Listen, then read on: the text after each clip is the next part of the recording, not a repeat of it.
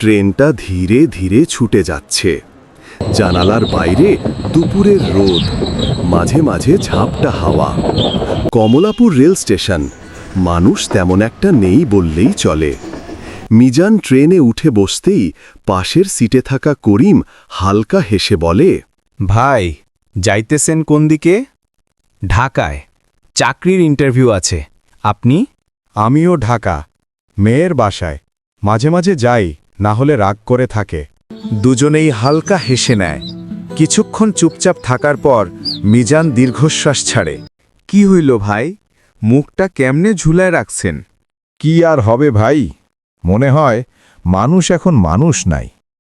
চারপাশে কেমন জানি স্বার্থের গন্ধ পাই। ঠিকই বলেছেন।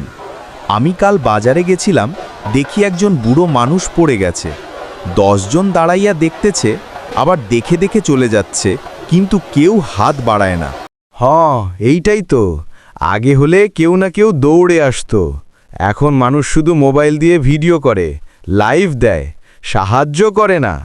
ট্রেনটা একটা ছোট স্টেশনে থামার সময় পাশের কামরা থেকে বাচ্চাদের হইচই শোনা যায়। করিম জানালা দিয়ে তাকিয়ে বলে, আজকাল ছোটরাও বড়দের মতো হয়ে যাচ্ছে ভাই। সবাই নিজেরটা আগে, অন্যেরটা পরে। সত্যি বলতে, আমার বাড়ির পাশের বাড়ির লোকটা গরিব। আপদে দুর্যোগে একটু সাহায্য করলে কি পাপ হতো? কই, সবাই মুখ ফিরাইয়া রাখে। মানুষ হিসাবে মানুষ কমে গেছে রে ভাই। লাভ নাই, এমন কাজ আর কেউ করতে চায় না। দুনিয়া কেমন বদলাইয়া গেছে। তবে মাঝে মাঝে 2-1 ভালো মানুষ দেখা যায়। মানুষটা দেখলেই মনে হয় এখনো সব শেষ হয়নি। সেই আশাতেই টিকে আছি ভাই, নইলে তো জীবনটাই বিরক্তকর। এভাবে তারা সমাজের ভালো ও খারাপ মানুষের গল্প করছে। না, খারাপ বলবো না, তবে ভালো ও অভালো মানুষ বলা যায়। ট্রেনটা এখন শহরের কাছাকাছি। কামরার মানুষগুলো একটু একটু করে অস্থির। কেউ মোবাইল চার্জ দেয়, কেউ ব্যাগ গুছায়। সেই ভিড়ের মাঝে মিজান হেলান দিয়ে বাইরে তাকিয়ে আছে। করিম ধীরে ধীরে কথা শুরু করে। ভাই, একটা কথা জিজ্ঞেস করি। আপনার মনে হয় মানুষ নিজেরাই এমন হইছে, নাকি সময়টাই খারাপ? দুইটাই ভাই। সময় মানুষকে বদলাইছে, আবার মানুষও সময়কে বদলাইছে। আগে মানুষ কম পেত, কিন্তু মানুষ বেশি ছিল। এখন সবকিছু বেশি, কিন্তু মানুষ কম। আপনার কথা সত্যি। আগে গ্রামে কেউ অসুস্থ হলে 10 বাড়ির মানুষ ছুটে যেত। এখন তো নিজের ঘরের মানুষই ফোন দিলে বিরক্ত হয়। আমার বোনই তো গত ঈদে বলল, দেখা করতে আসবা? আমি বললাম আসব। সে আবার জিজ্ঞেস করে, নিশ্চিত? মানুষ এখন বিশ্বাসও হারায়ছে ভাই। ট্রেনের পাশের দরজার কাছে ভিক্ষুকের হাঁক শোনা যায়। দে খোদার নামে দে বাবা। করিম গভীর দৃষ্টিতে ভিক্ষুকটার দিকে তাকিয়ে বলে, দেখছেন ভাই, সমাজ মানুষকে এমন জায়গায় নামাইয়া দিছে। কেউ কাজ পায় না, কেউ কাজ করতে চায় না, তবু সকলেই দোষ দেয় গরিবকে। কেউ ভাবে না ওরাও মানুষ। এই ভিক্ষুকটা আমার চেনা মনে হচ্ছে। মনে হয় আগের বছরও দেখেছিলাম, তখনও ট্রেনে। দেখেন, মানুষের দুঃখ একই থাকে, শুধু সময় চলে যায়। তাই তো বলি, মানুষ কমে গেছে।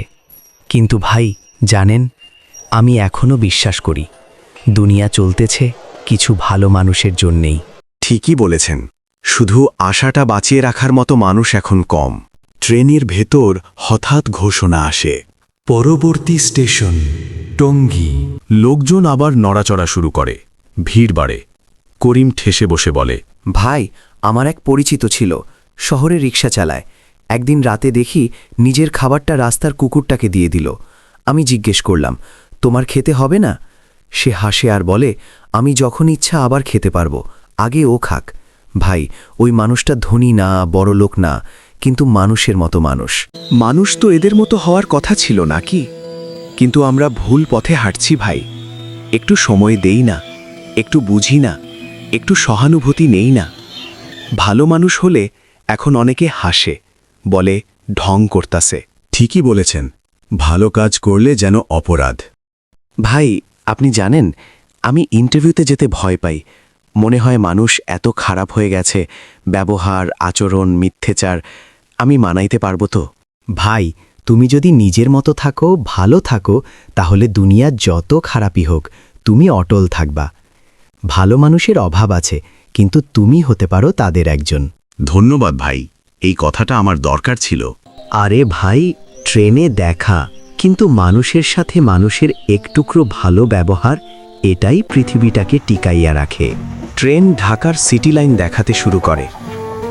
মিজান জানালা দিয়ে তাকিয়ে বলে, ভালো মানুষের অভাব আছে, কিন্তু আজ আপনার সাথে কথা বলে মনে হচ্ছে এখনো দুনিয়া শেষ হয়ে যায়নি। করিম হেসে বলে, মানুষ যতদিন মানবতা হারায় নাই ততদিন দুনিয়া বাঁচব ভাই।